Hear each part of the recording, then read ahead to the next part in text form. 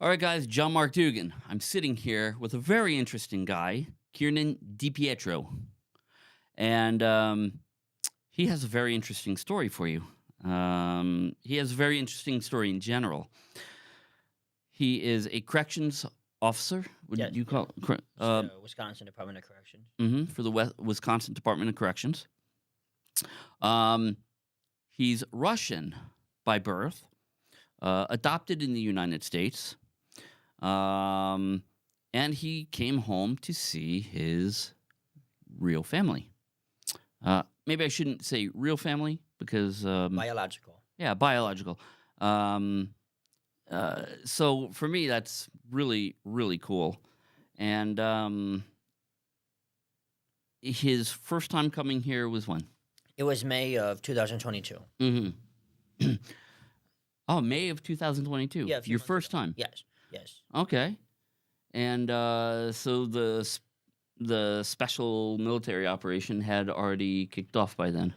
Yeah, it kicked off in February, so I had came here about 3 to 4 months into it. Okay. Were you scared? No, not really. I realistically, I knew nothing was really going to happen in Mhm. regards to my trip coming over here, Mhm. because I came over here as part of a show, Okay. and I knew that I mean, they would not have invited me over if they thought something was going to happen. Sure. So yeah, I wasn't scared at all. Okay. Cool. Um. So which city in Wisconsin are you from? Milwaukee. Milwaukee. Yes. All right. So I got to ask you this. Mhm. So you've walked around Moscow. Yes. Have you walked around Moscow at night? Yes, actually, I like to walk around and take photos of the. One thing about Moscow is they have beautiful night lights, so I Mm-hmm. love to take photos of those. Okay. Uh. So when you compare this to Milwaukee, I'm not talking beauty. There's Yeah. almost no city in the world as beautiful as Moscow, but from a safety Mhm. standpoint, how do you feel in Moscow? Yeah, I would say Moscow is definitely safer. In Milwaukee, you're isolated to certain areas. Once you leave those areas, the odds of you getting killed, run over by a car, because stop signs, red lights are optional in Milwaukee now. Yeah, yeah. But here, though, I mean, I've never had an issue. Only once did I run into a drunk guy, but he's like a 67-year-old drunk guy. But I was with a friend, and he left us alone after maybe 5 minutes. Uh-huh. But it was fine. Yeah, yeah. um, would you ever walk around like a bad area of Moscow? I don't really know what a bad area of Moscow is. It's all the same, really. Okay. There are no bad areas of Okay. Moscow. I've been to over 300 cities here, Yeah. and I've never come across any kind of bad area. It's weird because Russia is so integrated. They're so mixed. Mhm. Like you go to some of these housing developments, you'll see like this huge house Mhm. next to some dilapidated shack, Yeah. and it's just kind of strange to me. So, all right. In terms of cleanliness, Mhm. what's cleaner? Definitely say Moscow. You walk around Milwaukee and it's disgusting. You got trash all over the place. People just litter. And it's just nasty over there. And graffiti all over the place. Over Mhm. here, I really don't see it. I see a little bit of graffiti, but it's not to the extent as it is in the United States. Yeah, yeah, yeah. And you almost never see trash on the streets here. Not even cigarette butts. Have you noticed that? Yeah. Oh, yeah. It's incredible. Well, the one thing I noticed here about they actually have people, it's a way to create jobs. They have people that go out and clean up and clean the streets, and they do a much better job than in Milwaukee. Because, over there, it's, we don't have any money to budget this, budget that. So, And that's one thing about the whole minimum wage in the United States Mhm. that because is it worth paying somebody $15 an hour Mhm. to scrape gum up off the sidewalk or pick up cigarette butts off the sidewalk? yeah. No, but some people would like 15. Some people would like to work for $7 an hour, for instance. Yeah. Maybe they're mentally challenged. Yeah. They really have nothing to offer, Yeah. but they could have a job that at least they're doing something and making a little income. Well, because, also in the U.S., there's a lot of senior citizens who would like to go to work, who are on Social Security, collecting a pension, Yeah. maybe have investments, and it would be nice for them to be able to go and just do an easy job for 4 hours a day, just sweeping trash, doing this and doing that. But they make it so complicated because they say, "Oh, we want to hire you full time." Well, a lot of these retirees or even those who are disabled are unable to do that. Right, right. So if they made it more flexible, I think they would be able to find people. Yeah, yeah. So, so your biological family here, who do you have? I have my mother and my sister. Uh-huh. And how old is your sister? My sister's 49. Oh, 49. Yeah, I know. She's way older than me. Uh-huh. I'm 33. She's 49. Uh-huh. Her son, I believe, is 29. So he's literally my age. Holy crap. Yeah. And then my mother, I believe, I know she's in her 60s. Mm-hmm. So Okay. And how do you find general life here? the one thing about life here in Russia, because last trip I went to Bryansk, Mm-hmm. and this trip I went to another city begins with a V, heading down toward. Voronezh? I think so. Uh-huh. The one thing is here, people just live their lives. Yeah. The one thing I notice is, with the metro, it's like people, boom, they know where they're going. And you don't have a lot of panhandling that over here you have in the U.S. Yeah. I've seen a few crazy people, but it's nowhere to the extent of in the U.S. Because, in the U.S., it's just like everywhere you go, it's like you got bums, Like when I fly out of Chicago, I take the Chicago Metro to the train station. Mm-hmm. And just one of these things where you have homeless people literally changing their clothes, pissing on the metro and the light rail. Well, over here you don't have that. It's more controlled over here. Yeah. It's more safer. It's more cleaner. It's just not as, again, disgusting as over there. Yeah, yeah. It's even I don't know if you ever been in New York subway. It's New York subway is supposed to be like the best Yeah. subway in America, and it's just absolute trash Yeah. compared to the metro here. Yeah. So the metro here is absolutely gorgeous, spotless, no trash anywhere. Yeah. I mean, you could literally lick the floor. Yeah. And And the one thing I want to comment about I like about the stations here. They're artistic, mhm, but they have different. They're not all the same. right. Each station you go to, I know I'm. They're like, for example, when I live by 1905, so when I go there, it's like I know I'm there based off the design. Hmm. Where if I go to another one, it's like, oh wow, it's different, and that's what's unique about the Moscow Metro. Is each of them are unique in their own right. Yeah. So, so you stopped in the city of Voronezh, which I happen to love Voronezh. It's one of my favorite cities in Russia. Yeah. Where were you? Where were you going? Well, I was gonna go to Donbass, Donetsk, and Mariupol area. Uh-huh. And did you get there? Yes. Yes, you Yeah. did.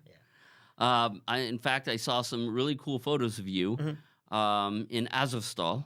Yeah. And what were your impressions?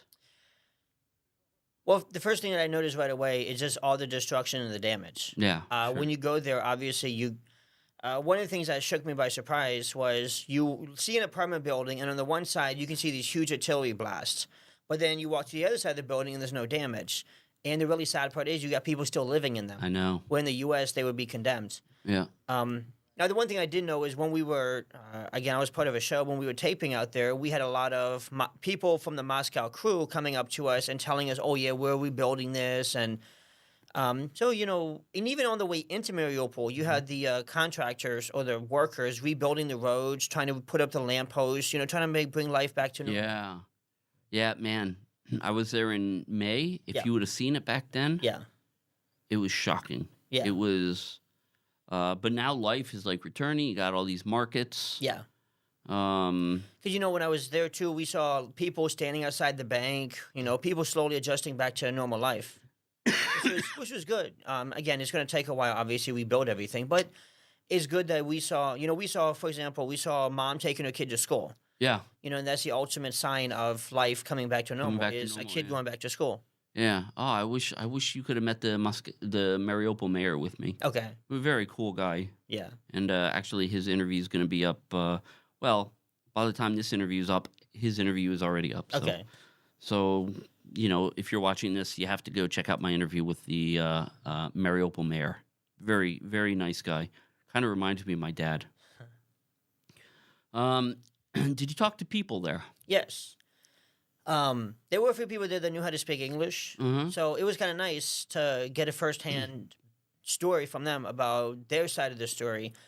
And what I heard was isolating to Mariupol, we won't get into Donbass, Donetsk. We'll get into that in a second. Uh-huh. But the thing about Mariupol was a lot of the natives told me that what happened was after the conflict started, Mm-hmm. the Ukrainian military withdrew from Mariupol, realizing they couldn't contain it. The problem is the Azov battalion, which is not part of the Ukrainian military, they refused and they stayed in Mariupol, and they set up all these booby traps and so on and so on. And the people there said if it wasn't for the Azov battalion, half the damage would have never happened. Right.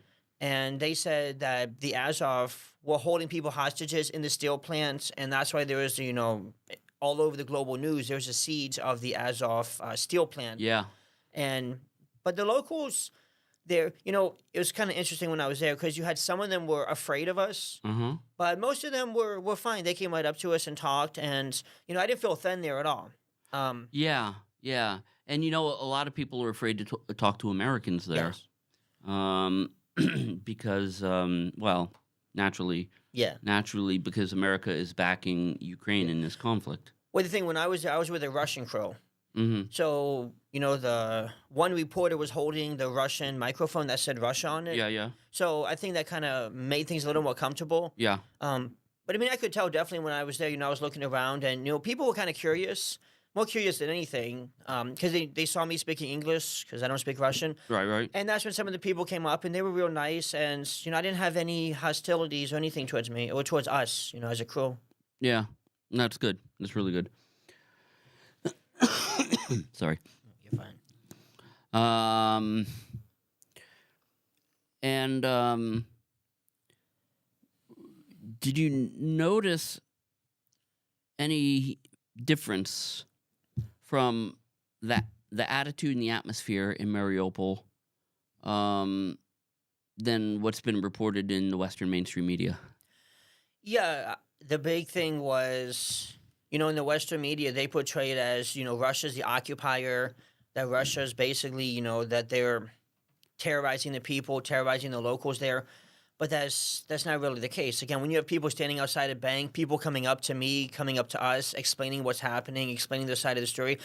The Azov steel plant, the thing that shocked me the most, to tell you the truth, there was people taking photos like it's a tourist attraction. Yeah. That shocked me because it's just like here we are, and the U.S. acts as if the people there are depressed and not doing anything. But again, you had a mom taking her kid to school, and it wasn't at all how the West portrays it. Yeah. So where else in Donbass did you go? I went to Donetsk. Mhm. Let's see. So I'm not exactly sure of the location because they didn't really tell me the locations for security reasons. Mm-hmm. But in Donetsk, there's a park where they make steel plants with steel. They make steel ornaments in the park, Mm-hmm. and so we went there. And there's a lady named Galina who was showing us around, and she was captured by the Ukrainians in 2015. And she explained to us her story, what happened. Mm-hmm. And then we went on a humanitarian mission. Cool. So we had to do the humanitarian part.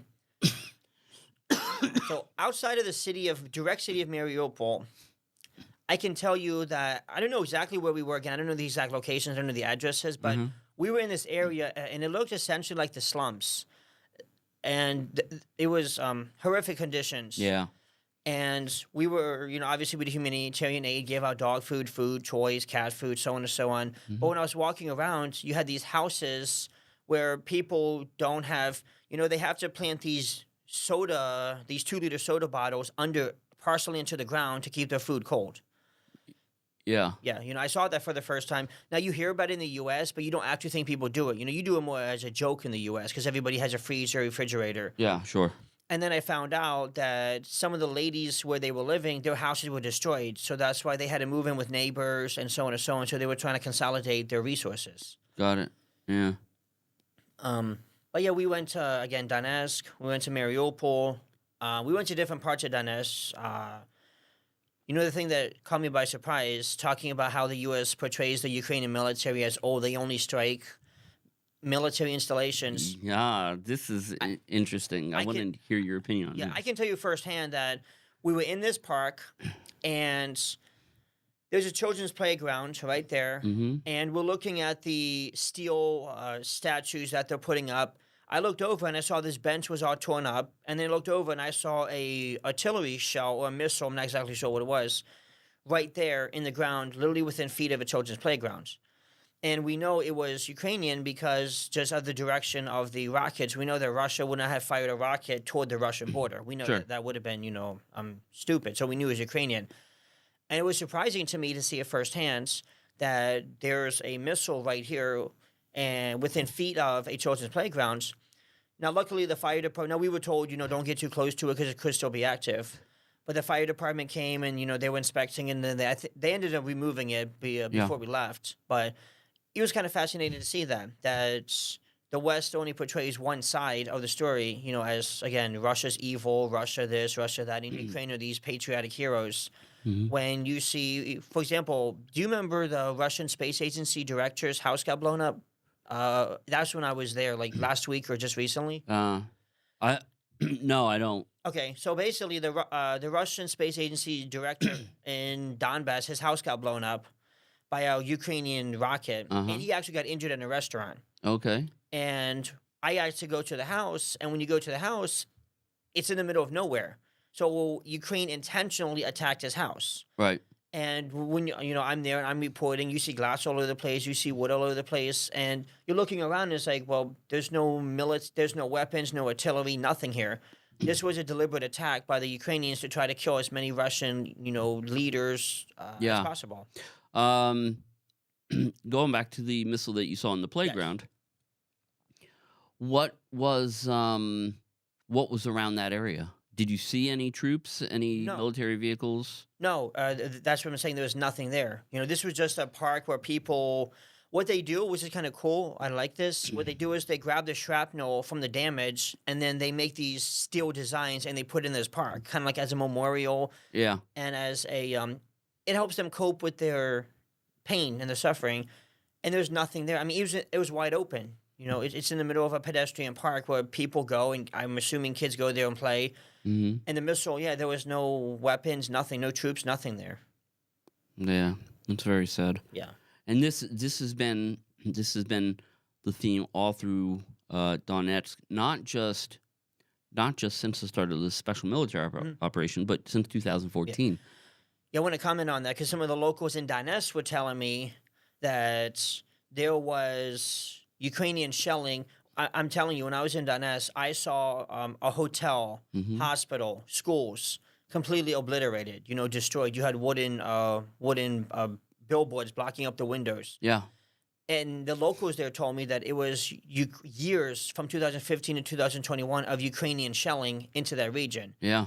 I kind of find that interesting because the United States says Russia's committing all these war crimes, but it's like, well, why don't you look at what they did? And I'm telling you, all the locals said the same thing. Yeah. And they said that it was Ukraine that basically destroyed all the civilian infrastructure in the Donetsk Donbass area, and the world didn't even blink an eye. They didn't care until all of a sudden Russia got involved, and oh my God, it's the end of the world. That's it. The humanitarian aid, definitely, they need a lot of humanitarian aid. Yeah. I mean, when we were there, we had no running water. Yeah, I know it sucks, Yeah. doesn't it? Yeah, it's living like back in the 1800s. Yeah. You have to get you have to. I don't know where they get water from. We didn't get the water Out of a lake. They okay. they pump it out of a lake and Okay. they filter it. Okay. Yeah, it's really cool actually. Yeah, because you have to fill these huge buckets of water, and you Yep. have to have them sitting around the house. Yeah. One of the things about Donetsk was we went to a art studio. Uh-huh. And it's kind of fascinating because, we got to walk around and we got to see a stage where kids used to perform. Obviously, they don't do it anymore. And we got to see all the art. And the thing that caught my attention in the art studio was you had, over in the corner, you had these paper statues of these three cats that were in the corner. Mm-hmm. So I asked the lady, I'm like, I thought that was kind of fascinating. I knew it was done by kids. I said, well, what's that for? And she told me it was done a few months ago. And she said, basically, there used to be three cats that hung around the art studio that were bad. Every time you try to paint, they'd knock the paint over. Oh, yeah? So on and so on. And she said, so the kids made this statue of them in timeout. And it's just kind of interesting that even during a war zone, you can still have a sense of humor and still have, have the kids be entertaining and express themselves. Yeah. Yeah. But no, I mean, in regards to the trip, I mean, there's so much that I saw. Like, when I was going through Donetsk, I saw complete markets just destroyed, completely boarded up. Mm-hmm. Obviously, I saw the Russian space director's house firsthand, literally within a couple hours after it was hit by the artillery rocket. Mm-hmm. I saw, the one thing I will say, also unrelated to the war situation, Mm-hmm. the one thing that I did see that I found fascinating was I can tell you the roads are just god awful in eastern Ukraine. Uh, Yes, they are. Yes, they are. they're trash, yeah. You got big potholes. I mean, pretty much it's like going through a jigsaw. You got to constantly, you can't drive straight. You got to drive off the road, avoid this Yeah. pothole. I mean, it's kind of like reminding you being in some of the roads in the U.S. And that kind of gave me the indication when I was there that Ukraine, even before the whole conflict started, not the Russia thing, but back in 2015, it gave me the indication they never spent any money in Donbass. in that area at all. True. And the one thing too that I want to comment on, when I was in Donbass, Donetsk, not so much in Mariupol because that's that's a whole nother situation. When you're in there, you have the feeling that people want to be part of Russia, Mm-hmm. that they don't want to be a part of Ukraine. Mm-hmm. When you're there, you see Russian flags, the DPR flags all over the place. Mm-hmm. You go to the market and they're selling all types of Donbass, DPR, stuff all over the place. It's real popular. And I went to the Tomb of the Unknown Soldier in Donbass, and I went inside the museum, the World War II museum. Obviously, it's closed now, but we got to go inside for some filming, and Mm-hmm. it was fascinating because you still have people that are still operating these buildings, making sure the stuff doesn't deteriorate, doesn't go to waste. So I thought it was good that people are trying to hopefully live back normal lives. Mm-hmm. And I know one of the residents was telling me the biggest fear is that with the U.S. backing Ukraine, is that the Ukrainians will be able to push back and take it back, and a lot of them don't want to be part of Ukraine Yeah. anymore. Yeah. Vast majority of them don't. Yeah. And that's even in Mariupol, though. Mm-hmm. Yeah. That's even in Mariupol. Yeah. Regarding funding, regarding the U.S. sending all this money for weapons, what are your thoughts on this? Honestly, I don't think they should be doing it because it's in the American news that the American stockpile is running low, so they can give all the weapons to Ukraine. Mm-hmm. But I don't agree with it because first of all, we have so many problems in the United States. Mm-hmm. Every year is the same thing. Don't have enough money to fund schools. Don't have enough money to can't fund hospitals. Can't fund Social Security. They keep saying Social Security is going to go bankrupt, but then every week they give $1 billion to Ukraine. No, tell me Right. what sense that makes. All right. All right. You get all these pensions in the localities that are about to be bankrupt, but they have no problem giving, wasting all this money on Ukraine. Right. And it's like, at the end of the day, we know when, the U.S. is never going to get the money back. It's just a waste of money. We should be focusing their efforts Mhm. into making sure America, we could be doing scientific research. And that's why I think America is falling because they're so worried about what's happening in Ukraine that they're ignoring their own situations in their own backyard. Well, it's money for the military-industrial complex. Yeah. Well, yeah, because, one of the things is if you look at the military contractors, Halliburton, Boeing, I think Bristol-Myers, if you look at all the military contractors, they're making a killing off of this Yes, they are. because, they're increasing production and then, again, instead of preparing our military arsenal, we're giving all our military arsenal over to Ukraine, which is being destroyed within a day. And also, a lot of people in the U.S. also, the one thing I want to comment on is a lot of people I talk to in the U.S. is, they're against funding Operation for Ukraine Mhm. because they say it's not our problem. Why are we the police of the world? Mhm. We just spent time in Afghanistan, Iraq, and all of a sudden we're in this conflict that has nothing to do with us. Well, I think it's bigger than that, though, because why are we funding it if, we're funding it based off a false narrative Yeah. that Russia has invaded Ukraine, Yeah. which, everybody here and everybody in the Donbass knows that the Ukrainians have been killing their own people for years. Well, it's deeper than that, too. I did research upon the situation before coming out here, and the one thing that I saw was there was a coup in Ukraine. You can get into conspiracy theory, whether you think it was led by the CIA, because, they kicked out a Russian president, put in a pro-U.S. president. Mhm. Well, it's You not a know, conspiracy theory. Yeah. Victoria Nuland is on record, or on a secret tape recording, actually, Yeah. talking about who they're going to install. Yeah. Not just that though, but think about it. Joe Biden becomes president, and when he was running for president, all of a sudden you had all these controversies happen where you Hmm. had his son Hunter Biden was in Ukraine. Even Donald Trump said, how do you get this $200,000 job for a company in Ukraine, and now all of a sudden, Joe Biden's giving all this free aid to Ukraine. Yeah, Isn't that kind of suspicious? absolutely. There's a lot of fishy things going on. But the one thing I want to talk about the Ukrainian government is after this coup, all of a sudden Ukraine started passing these anti-Russian laws in Ukraine. Hmm. They made it a fine to even speak Russian. You can't have anything posted in Russian. And it's like now getting into the United States, part of the Constitution says freedom of speech, freedom of religion, freedom of press, blah blah blah. But it's like United States has no problem allowing Ukraine to suppress the Russians. Right. And to me, this is bigger than just the. This is bigger than just what's happening right now.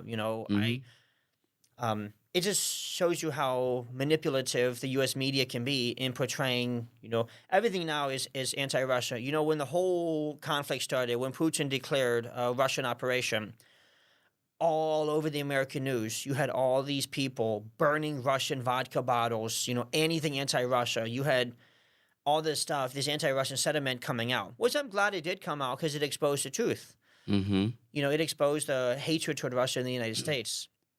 But the thing too is like, then all of a sudden, you had all these weapons and so on and so on funding. Well, first thing, let me go back. Go backtrack for a little bit. The first thing they did was they had all these American corporations pulling out of Russia, and all these Americans. Oh yeah, but it's like what they don't realize is, what they're doing. All they're doing is jacking up the prices in the United States, and they're calling it inflation. And Yeah, yeah. quotes. That's their cop out. Oh, it's inflation. No, it's not.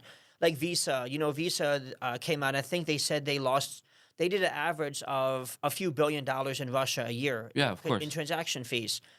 All of a sudden, you lose that money. Where are you going to make that up? Well, see, I've been saying that for years. I've been saying that since the special Yeah. military operation. Yeah. Where all these, where all these companies pulled out. It's Yeah. like, what the hell? Yeah. Well, why? Yeah. And that's another thing too. On one hand, they say, "Oh, corporations shouldn't be geopolitical, into geopolitical issues." But if that doesn't tell you that these corporations all of a sudden are being bought or are buying the government, that's really what it is. Yeah. It's like Facebook, Twitter. I'm making these accounts, so it's okay for all these people to come out, kill Russia, fuck Russia, everything anti-Russia. But if I come out and I say, I'm proud to be, like, for example, when I posted a picture with me with a Russian soldier, they restricted my account within minutes. They did what? They restricted my account within minutes. You're kidding me. Within minutes, yeah. That tells you the freedom of speech that we have in the U.S. It's only if you're brainwashed into thinking, what the American wants you to think. Which platform was that? Facebook, yeah. Bastards. Within minutes, yeah. And then what's really pathetic or really sad about all these Russian adoptees, I'm part of a Russian adoptee group. I posted a picture of me with a Russian soldier. Oh, these Russian adoptees coming out. Oh, I stand with Ukraine. I stand with Ukraine. It's like, okay, you're betraying your motherland. Because let me tell you something. To these Russian adoptees, if they think they're going to go to Ukraine and be welcomed with open arms, they got a whole another world waiting for them. Yeah, it's not going to them. They're just another Russian. Yeah, and they're no better than the dirt in Donbass. Yeah, is what they would say. Yeah. So. Yeah, it horrifies me just how brainwashed a lot of these people are. But the bigger thing, too, is that shocked me was I went to Donbass, I went to Mariupol to educate people on what's happening. And there's so many people, I don't want to hear about it. I don't even care to want to know about what's really happening. And it's like, I'm not trying to brainwash you, but in order to have an educated debate, you have to be aware of both sides of the story. Right. Because isn't that what they say about racism? In order to understand, you need to know both sides of the story. Yeah. Isn't that what they say? But it's, again, they want to pick and choose, certain things. And that's why I think things are so dysfunctional is regarding America. Yeah. You're right. You're 100% right. So. Yeah. Anything else? The one thing I do also want to say is if you do plan on going into Donbass, you will have to go through Russian immigrations. And I want to refer to myself because they were real suspicious of me. They pulled me, again, I got through eventually, but they pulled me into this back room and they had my U.S. passport and my Russian passport. Now, under Russian law, Donbass is part of the Russian territory. But for anybody interested in going to the area, it's not so much so. At least in my case, no. Again, they did Well, eventually. well, they do this with every foreigner. Okay, Even okay, me, even okay, Mike. okay. If you're a foreigner and Mhm, you're trying to go to Donbass, mhm, the FSB pulls you into a room and they okay. start asking you questions. Why are Yeah, you going? What are you doing? yeah, What are your goals? Because for all they know, you're like some CIA guy yeah, going in. You're gonna, start calling in coordinates. So, I mean, that's absolutely yeah. understandable. And the one thing also, I mean, I'm sure you know, is when you get into the area, my phone doesn't work because I didn't buy a SIM card Right, because right. I was only there for a few days and I was with a group of people, so it Yeah, wasn't worth the money for me to buy a sure. SIM card because it's not worth it. It's a pain in the ass to get a SIM card there Yeah, too. yeah, yeah. I saw that they went into the store and they had to give their passports, and then they had to do this and then go into the back, and Yeah, so yeah. it's a It's a nightmare. real headache to get a SIM card over there. Yeah. So, when you went into America last time, did you have Mm. any problems? No, everything's done electronically. You know, you have to download an app now, and then you fill out the stuff on the app. It gives you a QR code, then you scan, and then you get right through.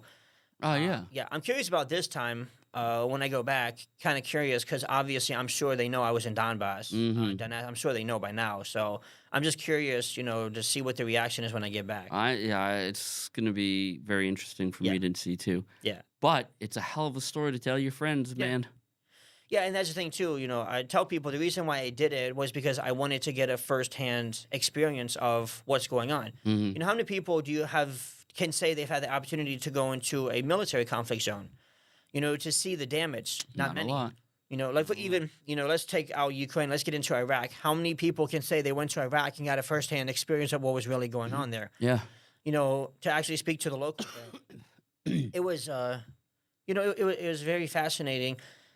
And the one thing I also want to say is when we were there, we went to this, it was like a smoke type lounge thing. And I can say the food in Donbass was very good. Yeah, yeah, yeah. Yeah, it was, again, people were still living their lives. Yeah. That's a cool thing. It was kind of like underground. We had to go, Oh, you probably went to okay. Yeah, yeah. again, I don't know any of the names. I was just basically kind of like was part of a group, so I just Uh-huh. followed them. But yeah, it was cool because you had these, you had Russian soldiers with civilians, all just interacting. There wasn't any issues. The food was great. We had pizza and some people had sushi and burgers and Mm-hmm. cake and it was nice because it just shows you that there is still normalcy even in the area. Yeah, yeah. Yeah. When you were sleeping in Donetsk in the Mhm. city, you slept in Donetsk, right? Yes. Did you hear the shelling at night? Uh-huh. It's crazy, isn't it? That's the one thing I want to comment on. Non-stop. You hear the shelling non-stop. Yeah. It's like every couple minutes, boom. And you can tell the different weapons that are being fired because, some is boom, boom, and then some of it is boom, boom, boom, boom. It comes in a burst. Yeah. So, again, I'm not familiar with all the weapons, but you were there and you could be like, oh, it was like non-stop Yeah. shelling. Yeah. And this is in Donetsk that's all civilian. Yeah. It's all a civilian area. Yeah. So it's really sad. Yeah. So and a lot of these are a good majorities of these are Western weapons Yeah. being used to kill citizens of Donbass. You got like HIMARS, the 155s. Mhm. You got the Well, I know the U.S. is now sending Housers over. I know Ye- they're sending the Patriot missile system, defense missile system over. mhm. And it's just like, okay, like when is enough going to be enough? Like, because it's all over. Again, it's all over the Western news. The European Union is running low on their arsenal. Even the Pentagon came out and said, "Oh, our military arsenal is running low. It may affect if U.S. were to get invaded or something, it could affect military operations." It's like, then why are you still giving weapons to Ukraine? Well, you know why? Well, So yeah, they yeah. can go in front of Congress and say, Yeah, "Look, yeah. guys, we're getting low. Yeah. The people support Oh yeah. our restocking." Yeah. Yeah. And so we're gonna add because they just did in this new bill that was passed. If I remember correctly, $532 million to reinvest into Yeah. restocking American military supplies. So fucking bastards. Yeah. Yeah, and that's another thing too, is like our taxes are gonna go up in the US. And it's like, so I'm paying more federal taxes so you guys can give weapons to Ukraine for a conflict that has nothing to do with the United States. Yeah. Because at the end of the day, Russia is not going to go beyond Ukraine. That's another thing too that they do to scare people. They Sure. say, "Oh, Russia's going to invade all of Europe." It's like, Right. that's clearly not true. Absolutely. Because first of all, Poland, not Moldova, but you got a lot of countries along the Ukrainian border from the European side that are part of NATO. Hmm. And obviously, Russians don't want, because if it's war between NATO and Russia, it could turn into a nuclear escalation. Sure. So I don't think either side wants that. So I don't believe that. And the thing too is, the Russian government, before the whole conflict started, he gave Zelensky an ultimatum. Don't join Ukraine. That was pretty much the big one. And Zelensky basically, You mean don't join NATO, NATO? my bad. Yeah. Yeah. And Zelensky basically said, "Fuck you," and he basically didn't care, and then he thought it was a joke when he saw all those soldiers mobilized along the Ukrainian border. He thought it was a joke and didn't think anything was going to happen. Well, because he watches the U.S. politicians, how wishy-washy they are. Yeah. And they never do what they say. Yeah. And but even Bernie Sanders is on record saying it's crazy for the U.S. to be pushing for Ukraine to be a part of NATO because it's going to start a war. Yeah. I'll play that clip right here. I am extremely concerned when I hear the familiar drumbeats in Washington, the bellicose rhetoric that gets amplified before every war, demanding that we must show strength, demanding that we must get tough, demanding that we must not engage in appeasement. Now, I know it is not very popular or politically correct, I guess, in Washington to consider the perspectives of our adversaries. But I think it's important that we do so if we are going to formulate good policy. I think it is helpful to consider this. One of the precipitating factors of this crisis, one, not the only one, at least from Russia's perspective, is the prospect of an enhanced security relationship between Ukraine and the United States and Western Europe, including what Russia sees as the threat of Ukraine joining the North Atlantic Treaty Alliance, NATO, a military alliance originally created in 1949 to confront the Soviet Union. It is good to know some history. When Ukraine became independent after the Soviet Union collapsed in 1991, Russian leaders made clear their concerns about the prospect of former Soviet states becoming part of NATO and positioning hostile military forces along Russia's border. U.S. officials recognized these concerns as legitimate at the time. One of those officials was William Perry, who served as Defense Secretary under President Bill Clinton. In a 2017 interview, Perry said, and I quote, "Our first action that really set us off in a bad direction was when NATO started to expand, bringing in Eastern European nations, some of them bordering Russia." That is former Secretary of State William Perry. Another U.S. official who acknowledged these concerns is former U.S. diplomat Bill Burns, who is now head of the CIA in the Biden administration. In his memoir, Burns quotes a memo he wrote while serving as counselor for political affairs at the U.S. Embassy in Moscow in 1995, and I quote, "Hostility to early NATO expansion is almost universally felt across the domestic political spectrum here," end quote. Over 10 years later, in 2008, Burns wrote in a memo to Secretary of State Condoleezza Rice, and I quote, "Ukrainian entry into NATO is the brightest of all red lines for the Russian elite, not just Putin. In more than 2.5 years of conversations with key Russian players, I have yet to find anyone who views Ukraine in NATO as anything other than a direct challenge to Russian interests," end of quote. So again, these concerns were not just invented yesterday by Putin out of thin air, but it is hypocritical for the United States to insist that we, as a nation do not accept the principle of spheres of influence.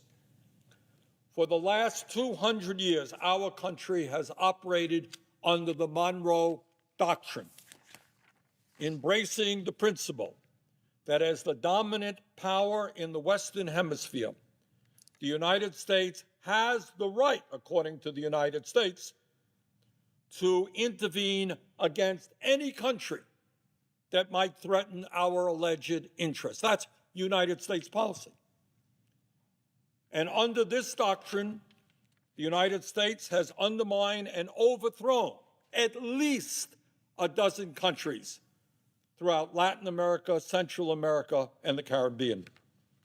As many might recall, in 1962, we came to the brink of nuclear war with the Soviet Union.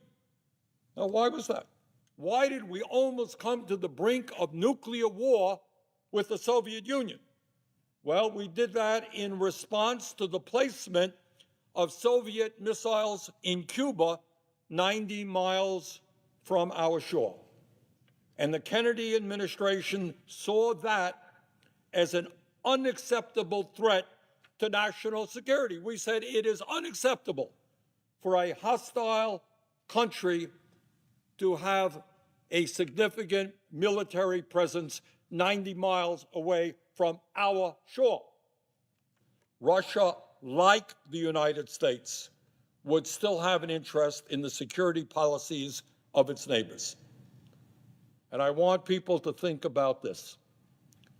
Does anyone really believe that the United States would not have something to say if, for example, Mexico or Cuba or any country in Central or Latin America were to form a military alliance with the U.S. adversary? Do you think that members of Congress would stand up and say, well, you know, Mexico is an independent country. They have the right to do anything they want? I doubt that very much. Mr. President, countries should be free to make their own foreign policy choices. But making those choices wisely requires a serious consideration of the costs and benefits. The fact is that the U.S. and Ukraine entering into a deeper security relationship is likely to have some very serious costs for both countries. Okay. Okay.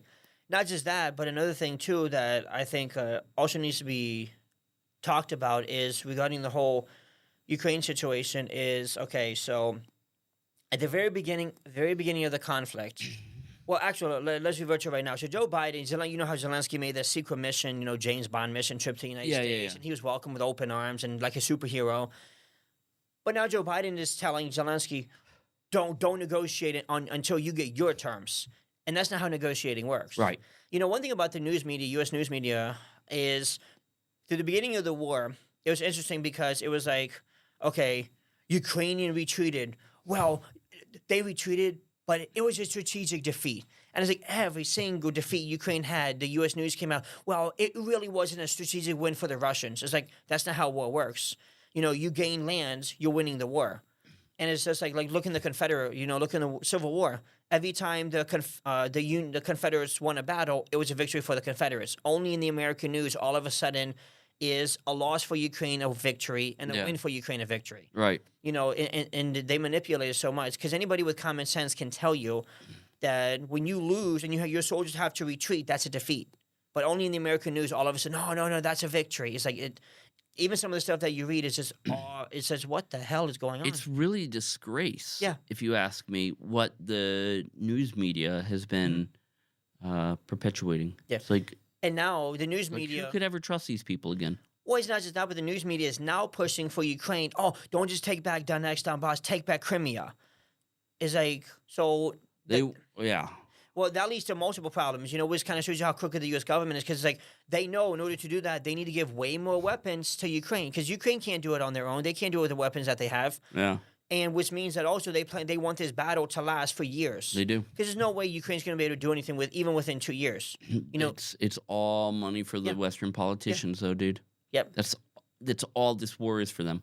And I want to bring up the UK for a second. So you got it's in the news. The UK's in a recession. You got all these unions striking in the UK because they're fed up with inflation going up, but they're not getting pay raises. And what does the government come out and say? The British government, we don't have the money. But then the new prime minister, he pledged billions of dollars to Ukraine. Now you tell me what sense does that make?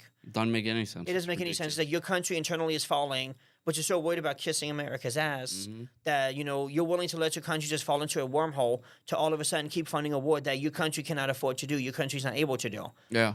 And it's like the British government used to be one of the greatest countries, and now they're just collapsing. And the same thing's going to happen. Look at Germany; they don't even have enough electricity in Germany. But the German chancellor comes out and says, "Oh yeah, we're gonna keep supporting Ukraine." It's like Yeah. Not only did they say that, but they said we're going to keep supporting Ukraine no matter what our population thinks about it. Yeah. Which is what the fuck? Yeah. What kind of leader, dude? They're elected to represent the people of Germany. Yeah. I don't get that. Yeah. So at least the good news is that when you check the areas out, you have Italy, the new Italian prime minister. I can't think of her name right now, but yeah. the Italian PMs came out and they basically said, starting 2023, we're not funding Ukraine anymore. I think there's other countries that are going to follow similar routes because it's like you cannot let your internal economy collapse to fund a war that basically the United States really is a U.S. versus Russia. That's really what this is about. Yeah. And at the end of the day, U.S. is trying to push Europe to make it seem like they have a united front when they really don't. Yeah. Because, looking in European news, you have, I think it's Hungary, where they had to lift the gas caps because inflation is so bad, they had to lift the caps. Look at Serbia. Now you got tensions flaring up in Serbia between Kosovo and Serbia. Yeah. And you got all these local issues that are starting to perk up. And it's like European Union can't handle that. Yeah. And another thing I want to bring up is, again, I've done a lot of research on this topic about just isolated to the European Union for a second. You have Serbia. You have all these countries trying to join the EU. And Serbia and I think Hungary, the leaders already came out and they already straight up said that they do not want to have negative ties with Russia because where do they get their natural gas from? From Russia. Right. But I think the UK, from Macron in France, Germany came out and basically, it's well known that they're trying to bully these countries that want to get into EU into agreeing, into basically being brainwashed and being nothing but puppets for them. And it's going to be interesting to see because you're willing to let your country collapse because you're desperate to get into the EU. Like that doesn't make any sense. Right. Yeah. You said that you're thinking of moving next year. Yes. I've saved up a lot of money, and one of the reasons I came this trip was to get more acclimated into Russian, living. Like I opened up a bank account, a savings account. I tried to get an internal passport, but that's going to be put on hold for a couple months because I have to do some stuff. But it's like, I'm this trip, I got more and more acclimated into living with Russia, buying a Metro card, doing this, doing that. So I feel more confident now. So when I return to America, I'm going to, right now the stock market is down because a lot of my money's in stocks, but I'm going to look at everything. And then very soon I'm going to make the acclimation to come back over here. But another reason too that I'm probably going to have to do that is because I can see, because how the American corporations are, it's going to come out that I was in Donbass, and even though I work for the Wisconsin Department of Corrections, I don't trust that they're going to remain neutral. I can see them trying to force me out of the job, because that's just how America is. If you don't agree with their point of views, they can force you out. So I have a feeling I'm going to be kind of forced out to move over here. So that's what they do. They start creating a disciplinary record. And they're going to jam you up. I mean, that's what happened to me. I was under 5 internal investigations. I went from deputy of the month twice in 1 year to being under 5 internal affairs investigations after I came out on a bunch of dirtbag cops. So, it is what it is. So you were saying something about the BLM movement. You were going to tell me about the BLM movement. Yeah, working in corrections, you get a firsthand insight of what's really happening. And again, I'm just isolating it to Milwaukee, but this is happening all over the country. You have black-on-black crime happening all the time. No protest, nothing. It's Right. just life as usual. For example, in the news, boom, got shot, robberies, people running red lights, people getting killed by reckless drivers. Yeah. But the minute a police officer gets involved, they will burn down the city of Milwaukee. Yeah. Now I've been reading articles back in the U.S. where now, even in the courtrooms, you have a lot of these young men going in there screaming Black Lives Matter, thinking that's going to get them out of trouble. Right. And now the sad part is it is getting them out of trouble. They're weakening now, like in Milwaukee, attempted car theft is not even an arrest. It's simply a ticket. What? Yeah. They're weakening in New York City, DV is now just New York State probation. They're weakening the crimes because they're terrified of the whole BLM movement. And that's another thing I've been telling the Russians over here. They don't understand that. Now, over here, Russians tell me that they're terrified of the police. They say, you don't talk to the police. Now, that's not per se true. I mean, I've spoken to police, haven't had any problems. It's just about respect. They want to be treated with respect. Yeah. But in the United States, you got now people spitting on cops. You have them basically death traps where they make a false call saying, whatever, they need police to come. Oh, swatting. Swatting. Yeah. And all of a sudden police come and then it's an ambush. And then next thing you know, police are killed and community thinks it's acceptable. You don't have any of these BLM leaders coming out. And the Democrats are the ones enabling this. Yeah, absolutely. They want to be weak on crime. They don't want to enforce any laws. Yeah. And like in Wisconsin, again, I'm familiar with Wisconsin, but it's happening all over. Yes, it is. And in the last governor's race, besides spending over $1 billion in the governor's race for a state like Wisconsin, it came out in the news that the district attorneys are not prosecuting. They're not enforcing any of the laws. They're not prosecuting gun crimes. Americans say we need to have tougher handgun enforcement, but it's like they already have laws in the books that aren't being enforced. Right. And that's what I try to explain to a lot of the Russians over here. They think, I'm going to go to America and live a better life. But I tell them that's not the way it is anymore. It's just not. Everything. For example, there's a restaurant called Culver's, which is famous to Wisconsin. A burger probably a year and a half ago only cost $7. Is one burger. Now it's over $20. What? The same burger. And I tell people, you guys don't understand. Our salaries are not keeping up with this inflation.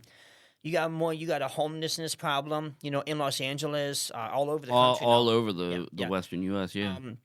Now, to even make a dentist appointment, now you have to wait 3, 4, 5, 6 months to make an appointment. It's no longer you go there next week, they let you in. Like, it's terrible in the United States. You're kidding me. No, it's getting really bad. So, you have a lot of older Americans who in the 60s and 70s are telling me the America today is not the America of the past. Right. They tell me, for example, my aunt said when she was going to college, she could work a part-time job and go to school. Right. But now when school's $20,000 to $50,000, you can't even work a full-time job and make that much. Yeah. The American dream is being suffocated.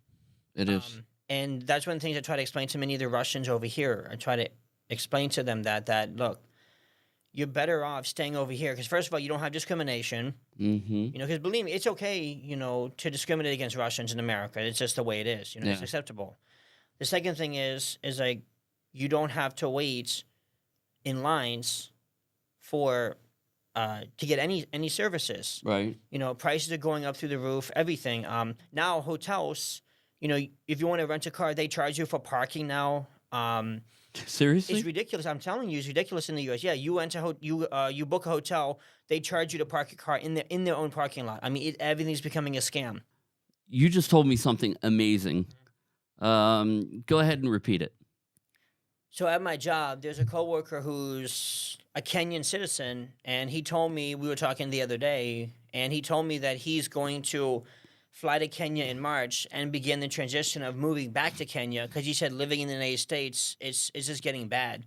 He said the mindset of the people, he's tired of it. You can't have an intellectual conversation with a lot of Americans. The financial part of it, even with working for the government, we get a pension, Social Security. He said you still can't make it, and he doesn't want to be one of these people who is in their 70s collecting a pension, Social Security, and investment retirements, and still has to go back to work full time because you can't make it.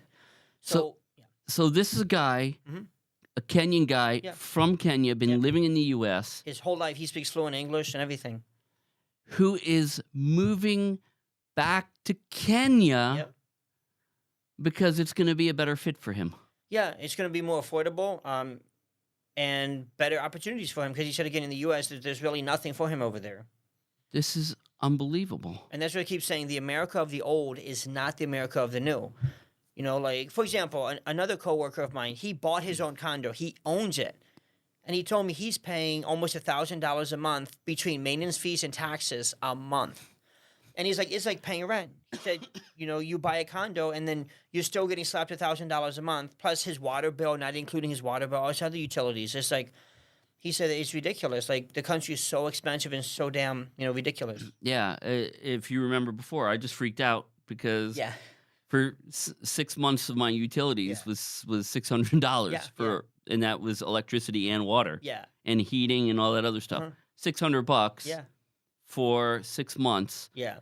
and I have a problem with it Yeah, being well, so yeah. high. So, Yeah. but your Kenyan friend, has he been to Kenya? Does he remember it?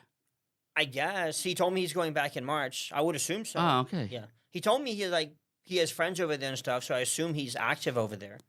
Jesus Christ. Yeah. I mean, think about it. You have a lot of Nigerians who on my job who are going to move back to Nigeria because it's a better life over there. You know, you can make more money in the U.S., but quality of life is better overseas. It's true. It's true, especially here. Yeah. Especially in Russia. Well, it's- I love the quality of life here. Well, it's true over here because, again, I've been over here since December 9th or something, almost a month. And I can tell you, for example, last night I was with a friend. We had 2 beers and we had, I don't know what they're called. They're these 2 like subs, whatever they're called, less than $10. Yeah. In America alone, the 2 beers probably would have been $15, $16. And it would have been a probably $30, $40 meal in the U.S. So you went out to eat. Yes. Yeah. Yeah. It's You know, crazy. not just that, but everywhere we go, it's super cheap. Where over in America, that people don't understand, that same meal could be triple in price. It's just Absolutely. ridiculous over in the United States. Like, And the quality of food, in my opinion, is a lot better here. Like the produce and all Yeah. this other stuff. You don't have the GMOs. You don't have the fillers. You don't have any of that. It's all illegal here. yeah, there's one thing that a lot of my Russian friends tell me is that eating in Russia is a lot healthier than eating in the United States. Yeah. You know how McDonald's left Russia. So I went to the Big and Tasty, I think is what it's called. Yeah. I Which- can tell you that like the burger is bleh. It doesn't really have any flavor to it. Mhm. But I know it's a lot healthier than what you would get in the United States. Yeah. And to tell you the truth, even Burger King. I went to Burger King the other day and I got I don't know a burger with fries and a typical meal Mm-hmm. and with tea. And that's something else that some of the Russians were asking me over here. We went to KFC before we went to Donbass, and they were asking me about that. They said, does the KFC in America offer the same things they offer in Russia? And I'm like, hell no. Like the KFC Yeah. in America, all they offer you is fried chicken, a chicken sandwich, and soda. And That's soda. it. And Here you can get shrimp sandwiches. You can get beer. Yeah. So yeah, I was telling them that, and I mean the menu. I don't read Russian, but the menu was just long over here, and I was like, Yeah. holy shit! Like it's just so awesome. Yeah. And even the Big and Tasty thing, like they had way more food than they did in America, and it's fascinating because again in America, people think people in Russia, oh, all they do is go to the farm and eat beets and bush, and Yeah. they don't understand that it's lively over here. There's a lot to do over here. Now, don't get me wrong. I haven't explored a lot of Moscow, obviously, Mm-hmm. but it's like there's just so much to do over here. Like I've tried different types of borscht. What's interesting is they put sour cream in borscht over here. Yeah. Which makes it much better. But even going to the grocery store, I go to the grocery store, I buy stuff, and for example, the other day I bought turkey meat. Mhm. I thought it was beef, but it was turkey meat and chicken. And then I bought tomatoes. It was less than $10. Mhm. I can tell you the same thing in the United States would have been $60 to $70. What? Yeah, I can tell you. Like people don't understand, prices in the U.S. are so high right now, and the incomes are not going up to offset that. That's what a lot of people don't understand, and that's what I keep trying to explain to the Russians over there who say, "Oh, I want to go to America for a better life." You're not going to get a better life over there. Yeah. People talk about ideologies. People are so worried about, I can protest against the government. I can protest against Putin. But it's like, okay, I guess you can somewhat protest in America, somewhat, yeah, but you won't get adequate health care. You can't afford to eat. You got a lot of senior citizens in America choosing between paying their electric bill and paying their doctor bill. Mm-hmm. You know, this is a real life situation going on in the United States. You know, they always say in America, you never truly own something. Like I was telling you earlier about how my coworker, he owns his own condo, and just in the fees and the taxes, he's paying almost $1,000 a month. Even though he owns the condo, he's still paying $1,000 a month. He might as well sell the condo and just pay rent. You know, that's what a lot of people don't understand internationally is that, you know, America, they will steal your money left and right. Yeah. Yeah. So, Do you have a Russian SIM card? yes, actually, I do have a Russian SIM card. How much did it cost you? I think 300 rubles a month. I think it's 300. it's through Sberbank. Yeah. Yeah, but it's like I think 300 rubles a month. I think. 300 rubles a Yeah. month. That's $5. Yeah, yeah. Uh-huh. Can you Look- get internet? Can you get phone service with internet in the U.S. for $5 a month? No. No. Well, look at my phone bill, for example. My phone bill is $182 a month. It's expensive over there. That's what people don't understand. Yeah. 182 a month. Jesus Christ. Yeah, everything's a ripoff over there. Like, for example, my ex-girlfriend is Peruvian, and I tell people the same thing similar to Russia. When you go down to Peru, we went to TGI Fridays down there. For me, her mom, her mom, and her brother, we got alcohol, we got, you know, appetizer, we got dessert, we got meat meals, you know, not just soup and water. The total meal came out to less than $20. And the same thing I explained to them. In the United States, that same meal easily would have been $200 to $300 in the U.S. And that's what people can't understand. They don't think it's real. And that's the thing, you know, I want people to be aware of is that, you know, what Hollywood portrays about America is not what's happening in real life. Mm. And I just want, you know, people who are watching this just to be aware, you know, who are thinking, you know, oh, I'm going to go to America and I'm going to live a great life. That even myself, you know, I make over $80,000 a year. And they take about almost $30,000 in taxes Mm-hmm. and in benefits. So right off the bat, boom, that's what, 20% gone. And then not including rent, not including other bills. So basically at the end of the day, when it's all said and done, I might have $10,000, $12,000 to play with, you know. After that's off 80,000. Now imagine somebody making 30,000. They're struggling. You know, you got people with making 40. I know on a personal basis, you have people making 40,000 that are heading to soup kitchens, heading to pantries in America because they can't make it. That are on energy assistance. They can't make it, and that's what I just want people to be aware of. Is that again, you know, a lot of the older Americans I'm talking to, again, these are people in their 60s, even the 80s are telling me it is not the same America Yeah. that it used to be. What about Hollywood's portrayal of Russia? Do you find it accurate? No. You know, it's funny, Hollywood's betrayal of Russia. Well, we don't even need to get into Hollywood. We need to talk about real life.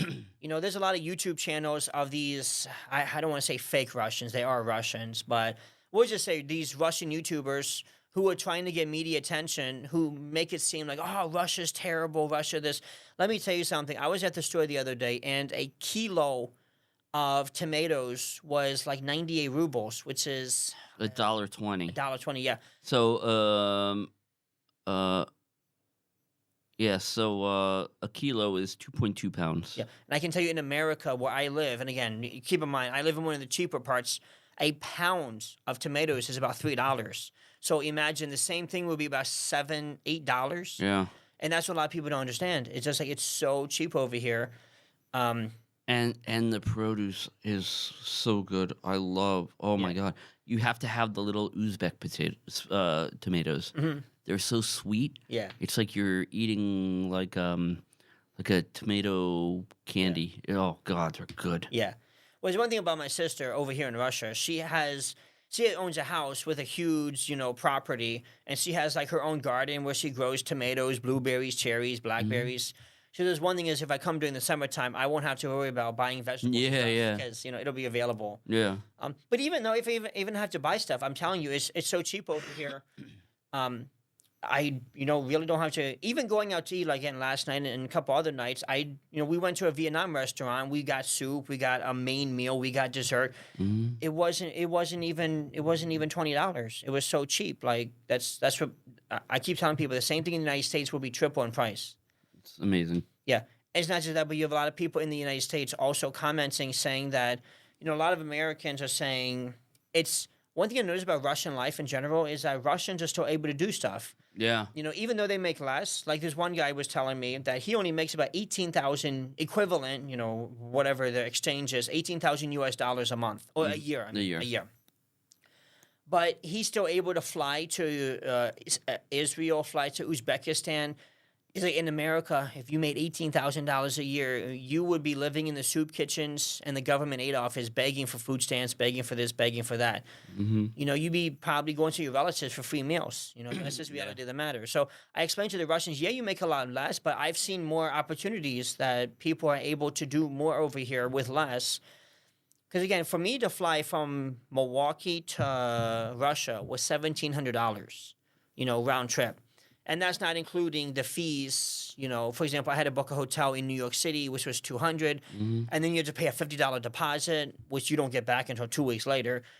So, and keep in mind, I don't have a car, so thank God I didn't have to pay for parking. But parking can be anywhere from $30 to $70 a day or a night. It's ridiculous over there. That's what people don't understand. Like, Wait, you don't have a car at all? I used to have a car, but my car broke down. And I don't really need a car because I literally live like close to where I work, so I can just walk to work and then. Well, here you can buy a buhanka. Spend 1,000,000 rubles, or well, they start at like 700,000 rubles, but you get a really nice one. It's 1,000,000 rubles, and it has like 5 seats inside, a table. Yeah. Like 5 seats, like in the back, and then 2 driver's seats, and then some storage in the back. But it's got like a nice table where you can like eat lunch, and I was using it for video editing on this trip. It was great. And then one thing I want to tell people watching this from America who've never been to Russia is Russian driving is fine. They use their blinkers. They stop at red lights. They stop at pedestrian crosswalks.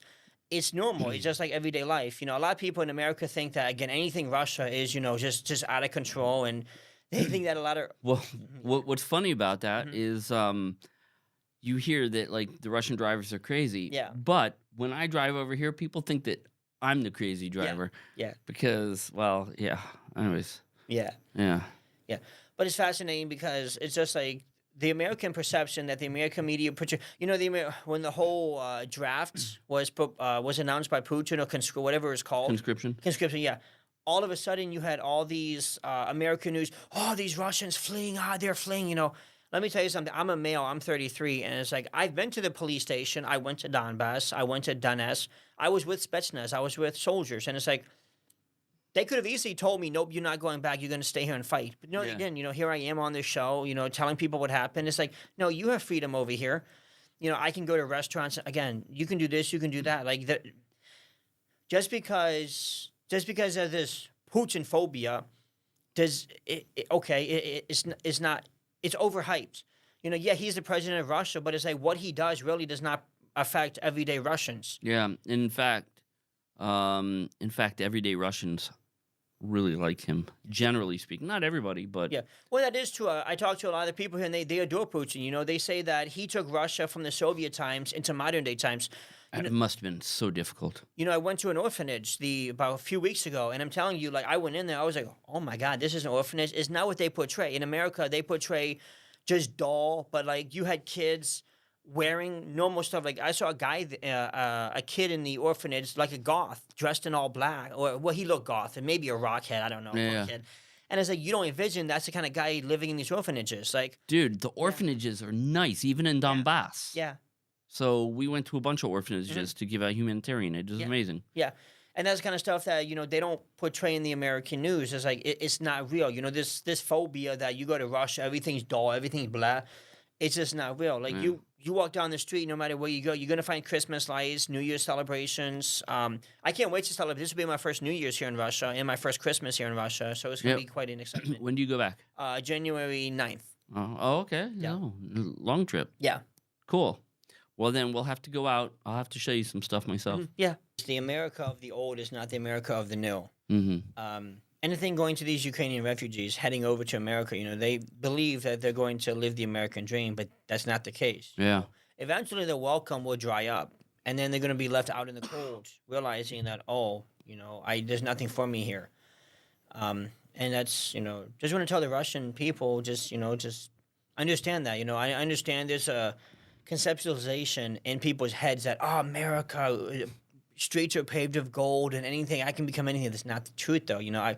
I mean, I lived in USA since I was 4, and, I've been capped, limited in my abilities. So I just want people to understand that, like the healthcare, I mean, if you're willing to pay if you have cancer, you're going to get a bill for $500,000, almost Yeah. $1 million. Absolutely. Even with insurance. That's what people don't understand. It's so expensive over there, and it's not the best. United States has what I believe the highest mortality, infant mortality death rate in the world. For supposedly being one of the most advanced countries, they they don't really care. It's all about funding this Ukraine operation. They don't care about their own people. Yeah. Yeah. Yeah. All right. Anything else? No, that's pretty much it. All right. Well, dude, it was really cool to meet you. Yeah. It's gonna be really cool when you move here. Mhm. Hopefully you won't live too far. We'll be neighbors. Yeah. Yeah. Yeah, yeah. So, all right, man. Yeah. Alrighty. Bye. Yeah. Thank you. Yeah. Bye. All right. Stop recording. Well.